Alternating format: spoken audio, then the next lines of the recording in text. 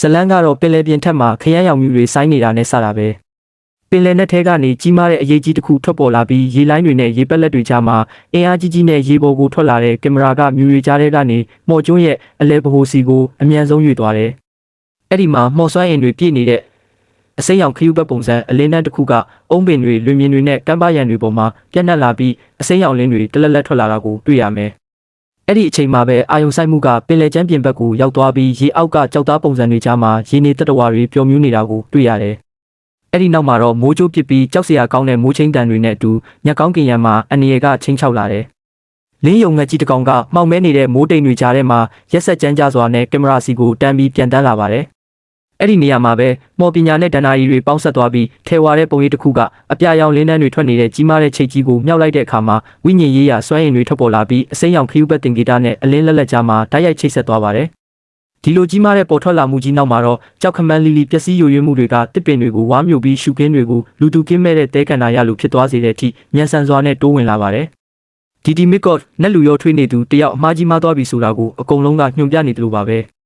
တစ်ဖက်မှာလည်းမီးတောက်တွေမီးတောင်လာပါတွေနဲ့ဖုံးလွှမ်းနေတဲ့ကြောက်မက်ဖွယ်ကောင်းတဲ့နတ်ဆိုးကြီးကအပြင်းထန်ဒေါသထွက်ပြီးကဘာကြီးကိုဝါမြူပစ်ဖို့တခုလေးသောရည်ရွယ်ချက်နဲ့လုံးဝယူသွစွာနိုးထလာပါတယ်။ဒီမစ်ကော့ဟာ TFT ရဲ့နှလုံးသားနဲ့သူ့ရဲ့မှော့ချိတ်ကြီးကိုဆုံးရှုံးသွားတာကိုလည်းတွေ့ရမှာပါ။ဇက်ကွက်ကရုတ်တရက်ငင်းချမ်းတဲ့ရွာလေးတစ်ရွာစီပြောင်းသွားပြီးပန်းကုန်းတွေဆွတ်ထားတဲ့အဖွားအိုတယောက်ကကလေးတွေကိုရှေးဟောင်းပုံမြင်တွေစိတ်အားထက်သန်စွာပြောပြနေပါတယ်။ကလေးတွေကလည်းအဲ့ဒီစကားတွေကိုစိတ်ဝင်စားနားထောင်နေကြတယ်။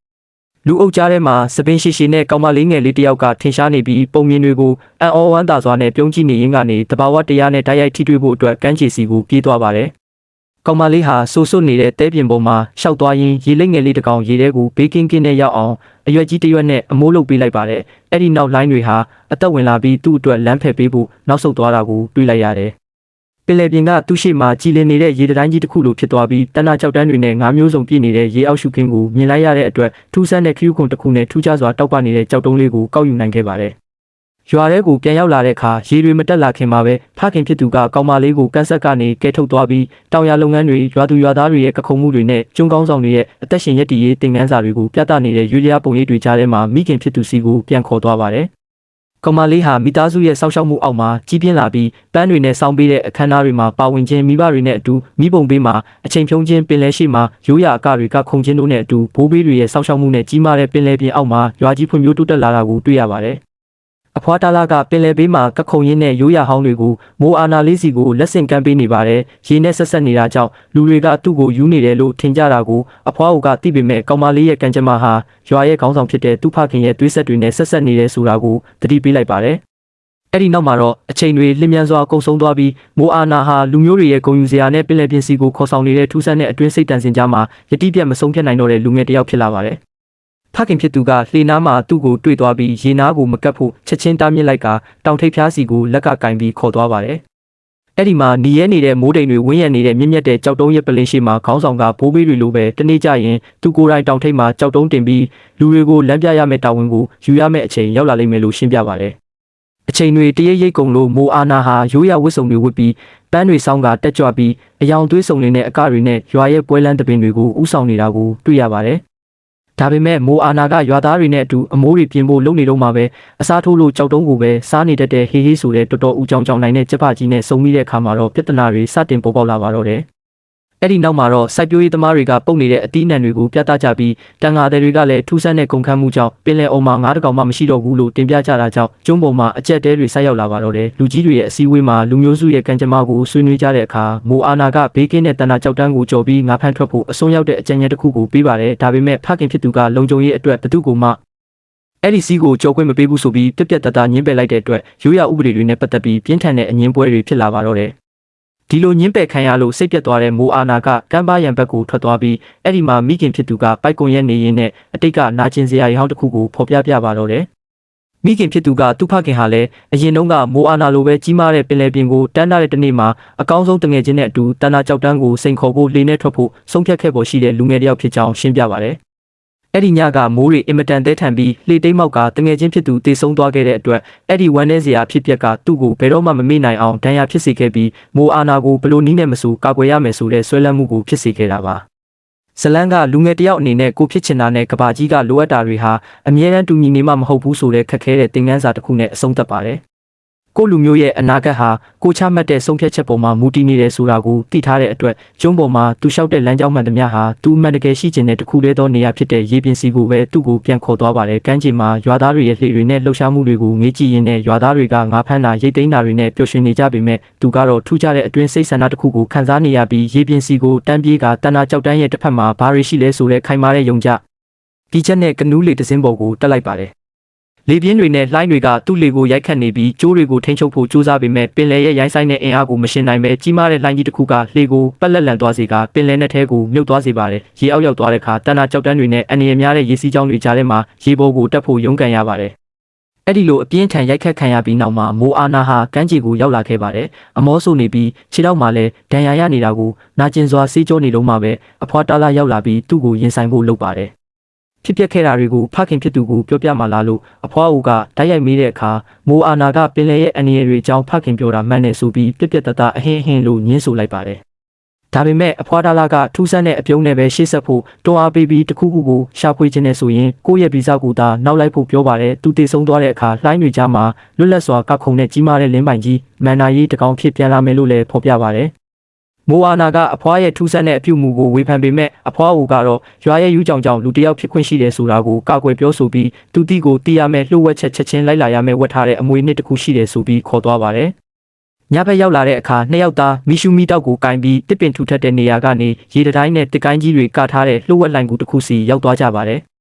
အဲ့ဒီကူထဲမှာသူတို့လူမျိုးရဲ့ပုံမြင်တွေတင်စီထားတယ်လို့အဖွားကရှင်းပြပြီးတူရီယာတီကသူကိုယ်တိုင်ဖြေကိုရှာဖွေဖို့ဖိတ်ခေါ်ပါတယ်။ကူဝါကိုဖျက်ဝင်လိုက်တဲ့အခါမိုးအာနာကအမိုက်ထဲမှာအလင်းရောင်ပေးလိုက်ရာကနေရွက်တွေထောင်ထားတဲ့ရှေးဟောင်းကြီးမားတဲ့လှေတွေအစုအဝေးကိုတွေ့လိုက်ရပြီးဘိုးဘေးတွေရဲ့ပင်လယ်ရေချောင်းသွားလာခဲ့တဲ့အတိတ်ကိုသိလိုက်ရပါတယ်။အံ့ဩသွားတဲ့မိုးအာနာဟာပင်မလီတစင်းစီကိုသွားပြီးတစ်သားတွေကိုလက်နဲ့ပုတ်တက်ကကုန်းပတ်ပေါ်တက်ပြီးပွဲလန်းတပင်သုံးစီကြီးရှိကတူတွေကိုကင်ကအားနဲ့ထုလိုက်တဲ့အခါပင်လယ်ပြင်မှာတင်မောတွေသွားလာနေတဲ့မှော်ဆန်တဲ့ပုံရိပ်တွေထွက်ပေါ်လာပြီးဘိုးဘေးတွေဟာကြောက်တရားကြောင့်ကျုံးမှာမပိတ်မိခင်ကရဲရင်တဲ့တင်မောသားတွေဖြစ်ခဲ့တဲ့ဆိုတာကိုဖော်ပြနေပါတယ်။အဲ့ဒီအချိန်မှာပဲအဖွားတာလာကညအချိန်မှာထွက်လာပြီးသူတို့ရဲ့အိမ်ကိုဖျက်ဆီးနေတဲ့ကျင်းစာနဲ့ပတ်သက်တဲ့အမှန်တရားကိုဖော်ပြပါတယ်။ TFT ရဲ့နှလုံးသားကိုဒေမီကောမော်အီခိုးယူသွားကြတဲ့ကမကောင်းမှုတွေပြန့်နှံ့လာပြီးရှေးခီးသွားတွေကိုတားမြစ်ခဲ့တာကြောင့်သူတို့ဘသူတွေလဲဆိုတာကိုမေ့သွားကြပြီးအမောင်ထမိုင်းမှုတွေကကျုံးရဲ့တစ်ပင်တွေကိုဖျက်ဆီးနေတယ်လို့ဆိုပါတယ်။မိုးအာနာကအရာရာပျက်စီးသွားတာကိုကြောက်လန့်တကြားကြည့်နေပေမဲ့အဖွားကတော့တောက်ပရဲ့ပစ္စည်းကိုသူ့လက်ထဲထည့်ပေးပြီးတနာကြောက်တန်းကိုကြော်ပြီးခီးထွက်ဖို့မော်အီကိုရှာပြီး TFT ရဲ့နှလုံးသားကိုပြန်ပေးဖို့ပင်လယ်ကသူ့ကိုရွေးချယ်ထားတယ်လို့ပြောပြပါတယ်။ရွာကောင်စီစည်းဝေးမှာခေါင်းဆောင်ကရိုးရာဥပဒေတွေကိုဖောက်ဖျက်ပြီးပင်လယ်ထွက်မဲ့အကြံစီမံသမျှကိုပြင်းထန်စွာညှင်းပယ်လိုက်တဲ့အတွက်တဲအပြင်ဘက်မှာမိုးအာနာနဲ့ပြင်းထန်တဲ့ရေဆိုင်မှုတွေဖြစ်လာပါတယ်။ဒါပေမဲ့ဖခင်ဖြစ်သူကတော့တန်နာကြောက်တန်းကိုကြော်သွားတာလုံးဝတားမြစ်ထားတယ်လို့ပြပြတသားဆုံးဖြတ်လိုက်ပါတယ်။တစ်ဖက်မှာအဖွားတာလာရဲ့ကျမ်းမာရေးကဆိုးရွားလာတဲ့အတွက်မိုးအာနာကအဖွားရဲ့ကတင်စီအပြေးလွှားသွားရပါတယ်။အဖွားကအားနေနေပေမဲ့တီကြီးစွာနဲ့ TFT ရဲ့နှလုံးသားပါတဲ့ပတိစေးကိုပေးပြီးပင်လယ်ကသူ့ကိုရွေးချယ်ထားကြောင်းနဲ့မော်အီကိုလှေပေါ်ပေါအောင်ဆွဲခေါ်ပြီးလူမျိုးတွေရဲ့ကံကြမ္မာကိုဖြည့်ဆည်းရမယ်လို့နောက်ဆုံးမှကြားသွားပါတယ်။မိသားစုတွေငိုကြွေးနေကြတာကိုကြော်လွန်ပြီးမိုးအာနာဟာရွာရဲ့လုံခြုံမှုကိုဆုံးလုပ်ဖို့ခက်ခဲတဲ့ဆုံးဖြတ်ချက်ချကရေတံခွန်နောက်ကလှုပ်ဝက်ကူတဲကိုဝင်ပြီးလှေတစင်းကိုယူကာတကိုတော်ခီးထွက်ခဲ့ပါတယ်။အဖွားဖြစ်သူရဲ့ဝိညာဉ်ကလည်းတောက်ပတဲ့လင်းပိုင်ကြီးအဖြစ်ပင်လယ်ထဲမှာထင်ရှားလာပြီးရဲရင်စွာနဲ့ပင်လယ်ပြင်ကြီးကိုဖျက်ကျော်ဖို့လမ်းပြပေးပါတယ်။ခီးစဉ်ကမလွယ်ကူပဲလှေကိုထိန်းချုပ်ရမှာအတွေ့အကြုံနဲ့ပါတာကဒုက္ခပေးပေမဲ့အံ့ဩစရာတွေကစတင်နေပါပြီ။ကုန်းဘက်ပေါ်ကအုံသီးတစ်လုံးလှုပ်ရှားလာပြီးအားလုံးထက်မမျှော်လင့်ထားတဲ့ခီးတွေဖြစ်တဲ့ကြက်ဖဟေးဟေးထွက်ပေါ်လာကရေတွေနဲ့ဝန်းရံခံထားရတာကိုတိလိုက်ရတဲ့အခါယူတုလောက်အောင်ကြောက်လန့်ပြီးရေထဲကိုခုန်ချလိုက်တဲ့အတွက်မိုးအာနာပါချက်ချင်းလိုက်ခုပြီးကဲတင်ရပါတယ်။အဲ့ဒီနောက်မှာမိုးလေဝသတွေဆိုးရွားလာပြီးကြီးမားတဲ့လှိုင်းတွေနဲ့အတူမိုးဆွေကျလာကလှေကိုဖျက်ဆီးပစ်တဲ့အတွက်မိုးအာနာလည်းသတိလစ်သွားပါတယ်။သတိရလာတဲ့အခါကျုံးငယ်လေးတစ်ခုရဲ့တဲတောင်ပြင်မှာလှေစအကျအနာနဲ့ရောက်နေတာကိုတွေ့ရပြီး TFT ရဲ့နှလုံးသားကတော့လုံလုံခြုံခြုံရှိနေသေးပါ။ပင်လယ်ကကူညီဖို့လုပ်တာဖြစ်ပြီးပို့ဆောင်ရေးကိုဖျက်ဆီးဖို့မဟုတ်ဘူးဆိုပြီးပင်လယ်ကိုအော်ဟစ်ညှဉ်းညူလိုက်ပါတယ်။ကျုံးပေါ်မှာလှည့်လာကြည့်တဲ့အခါဒဏ္ဍာရီလာသူရဲကောင်းတယောက်ရဲ့လုပ်ရက်တွေကိုရေးထွင်းထားတဲ့ကြောက်တုံးကြီးတွေကိုတွေ့လိုက်ရတဲ့အတွက်သူရှာနေတဲ့လူရဲ့အိမ်ကိုရောက်လာမှန်းသဘောပေါက်သွားပါတယ်။အဲ့ဒီအချိန်မှာပဲကြီးမားတဲ့အရေးတစ်ခုကျလာပြီးဖျက်ဆီးခံထားရတဲ့လေကိုလွယ်လွယ်ကူကူနဲ့မြောက်တင်လိုက်တဲ့မော်အီကိုယ်တိုင်ပေါ်လာပါတယ်။ဂုံယူဝင်းကြွားနေတဲ့ဒေမီကော့ကမိုးအာနာကိုတာမန်ပရိသတ်တယောက်လိုပဲသဘောထားပြီးသူ့ရဲ့အောင်မြင်မှုတွေကိုသာဂုံယူပြောဆိုနေပါတယ်။မိုးအာနာရဲ့တီးခတ်နိုင်စွမ်းကုံဆုံးသွားပြီးအစိမ်းရောင်ကြောက်စိမ်းကိုတိုက်ရိုက်ပြက TFT ရဲ့နှလုံးသားကိုတခိုးယူခဲ့တာဖြစ်လို့ပြန်ပေးဖို့တောင်းဆိုလိုက်ပါတယ်။ ဒါပေမဲ့မော်အီကနားမထောင်ပဲမိုးထောင်ခဲ့တာမိကိုထိန်းချုပ်ခဲ့တာနဲ့ပတ်သက်ပြီးတချင်းဆိုပြကသူ့ရဲ့မော်မဟာဗျူဟာတွေနဲ့အာယုံလွဲပြီးမိုးအာနာကိုမှောင်မဲတဲ့ကူထဲမှာပိတ်လောင်ထားခဲ့ပါတယ်။ကူထဲကနေထွက်လာတဲ့မိုးအာနာကမော်အီနဲ့ပြန်တွေ့ပြီးလှေကိုပြန်တောင်းတဲ့အခါမော်အီကဟေဟေးကိုအာယုံလွဲတာနဲ့ရေထဲကိုပစ်ချတာတွေလုပ်ပေမဲ့ပင်လယ်ကသူ့ကိုပြန်တင်ပေးပါတယ်။နှလုံးသားကိုပြန်ပေးဖို့တောင်းဆိုတာကိုမော်အီကညှင်းဆိုပြီးဒီပစ္စည်းကြောင့်သူ့ရဲ့မော်ချိတ်ကိုဆုံးရှုံးခဲ့ရပြီးဒီကျိုးမှာပိတ်မိနေတာလို့အပြစ်တင်ပါတယ်။အဲ့ဒီအချိန်မှာပဲရေပြင်းထူထပ်တဲ့မြူတွေကြားကနေအုံတီးတန်ချက်ကတွေဝစ်ဆင်ထားတဲ့ကာကာမူရာပင်လယ်သားပြလူပူလေးတွေရောက်လာပြီးနှလုံးသားကိုလူယူဖို့တိုက်ခိုက်ကြပါတယ်။မိုအာနာနဲ့မော်အီတို့ရဲရင်စွာတိုက်ခိုက်ပြီးချိတ်နဲ့နှလုံးသားကိုပြန်လည်ရယူနိုင်ခဲ့ကြပါတယ်။အနေရကနေလွတ်မြောက်လာတဲ့အခါမော်အီကစိတ်သက်ကြနေပေမဲ့မိုအာနာကနှလုံးသားကြောင့်သူဟာလူတိုင်းရဲ့ထာဝရသူရဲကောင်းဖြစ်လာမှာပါလို့အားပေးစကားပြောလိုက်တဲ့အခါမော်အီရဲ့တက်တူးကသဘောတူညီကြောင်းပြသလာပြီးလှေပေါ်ပြန်တက်ကရှေးဟောင်းခီးသွားနည်းပညာတွေကိုသင်ကြားပေးပါတော့တယ်။ခီးဆက်နေရင်းနဲ့အမောင်ကျလာတဲ့အခါအလင်းရောင်တောက်ပနေတဲ့လာလူတိုင်းဝါအုပ်ထဲလို့ခေါ်တဲ့မြေအောက်ကဘာကိုရောက်သွားကြပြီးရွှေရောင်ပစ္စည်းတွေဝါမျိုးတက်တဲ့ကြီးမားတဲ့ပစုံထုတ်ကြီးတာမတူအားထဲမရာရဲ့လိုင်ကူလေးကိုဝင်ကမော့ချိတ်ကိုပြန်ယူဖို့ကြိုးစားကြပါတယ်။တာမတ်တူအားရဲ့အာယုံလွှဲမှုကြားကနေမိုအာနာရဲ့အကြံဉာဏ်နဲ့မော်ချိတ်ကိုအောင်မြင်စွာပြန်လည်ကယ်တင်နိုင်ခဲ့ကြပါတယ်။ညဘက်ရောက်တဲ့အခါမော်အီကသူ့ရဲ့တက်တူးတွေအကြောင်းနဲ့နက်ဖျားတွေပေးသက်ခဲ့တဲ့အာနာတွေအကြောင်းရှင်းပြပြီးနောက်ရွှေချိတ်ကြီးပြန်လည်ရောက်ရှိလာကရေနေတတဝါနဲ့လင်းယုံငှက်အဖြစ်ပြောင်းလဲနိုင်စွမ်းတွေပြန်ရလာပါတယ်။အဲ့ဒီနောက်ကျယ်တွေကိုကြည့်ပြီးနက်ခတ်ပေတွေနဲ့လမ်းပြမှုကိုတင် जा ပေးနေတော့မှပဲမိတောင်လာပါတွေနဲ့ဖွဲ့စည်းထားတဲ့ကြီးမားတဲ့ရန်သူကြီးပေါ်လာပြီးတိုက်ခိုက်ပါတော့တယ်။ပြင်းထန်တဲ့တိုက်ပွဲမှာမော်အီရဲ့မော်ချိတ်ပျက်စီးလူနီးပါးဖြစ်သွားတဲ့အခါမော်အီကစိတ်ပြက်ပြီးငှက်အဖြစ်ပြောင်းလဲကထွက်သွားပါတယ်။စိတ်တက်ကြသွားတဲ့မိုအာနာကတီဖီတီရဲ့နှလုံးသားကိုပင်လယ်ထဲပြန်ပစ်ချလိုက်ပြီးခီးကိုရက်တက်လိုက်ပါတယ်။ဒါပေမဲ့အဖွားဖြစ်သူရဲ့ဝိညာဉ်ကလင်းပိုင်ကြီးအဖြစ်ပြန်ပေါ်လာပြီးသူ့ရဲ့လူမျိုးတွေနဲ့ခိုင်မာတဲ့ချိတ်ဆက်မှုကိုတတိပေးတဲ့အခါမိုအာနာလည်းတတိတွေပြန်ဝင်လာပြီးရေထဲကိုခုန်ဆင်းကနှလုံးသားကိုပြန်လဲကယ်တင်လိုက်ပါတယ်။မိတောင်နတ်ဆိုးကြီးနဲ့နောက်ဆုံးအပြင်းထန်တိုက်ပွဲဆင်နွှဲတဲ့အခါမော်အီပြန်ရောက်လာပြီးကူညီပေးပါတယ်မိုအာနာလည်းမိတောင်နတ်ဆိုးကြီးရှေ့ကိုတက်စာပြုသွားပြီးအစိမ်းရောင်လုံးသားကိုရင်ဘတ်မှာထည့်ပေးလိုက်တဲ့အခါနတ်ဆိုးကြီးဟာတီဖီတီထက်ဖက်တဲ့နတ်သမီးအဖြစ်ပြန်လဲအသွင်ပြောင်းသွားပြီးကျုံးပေါ်မှာအပင်တွေနဲ့တဘာဝတရားတွေပြန်လဲစိမ့်လန်းလာပါတော့တယ်မော်အီကလည်းမိမိရဲ့အမှားအတွက်တောင်းပန်ပြီးနတ်သမီးရဲ့ခွင့်လွှတ်မှုကိုရရှိကသူ့ရဲ့မော်ချိတ်ကိုအစွမ်းထက်မြက်စွာနဲ့ပြန်လည်ရရှိသွားပါတယ်။အောင်မြင်မှုတွေနဲ့အတူမိုအာနာလည်းသူ့ရဲ့မိဘတွေနဲ့ရွာသူရွာသားတွေစီကိုပျော်ရွှင်စွာပြန်လည်ရောက်ရှိလာပြီးတောင်ထိပ်မှာခရီးခွန်ကြီးကိုတင်ကာရွာရဲ့ခေါင်းဆောင်အသစ်အဖြစ်တာဝန်ယူလိုက်ပါတယ်။အခုခါမှာတော့သူတို့ရဲ့ရှေးဟောင်းရေချောင်းသွားလာရေးရိုးရာစင်လာကြီးဟာထာဝရပြန်လည်ရှင်တန်လာခဲ့ပြီးပင်လယ်ပြင်ကြီးကသူတို့အတွက်အမိအယရှိနေပြီဖြစ်ကြောင်းနဲ့ဇလန်းကပျော်ရွှင်စွာနဲ့အဆုံးသတ်သွားပါတယ်။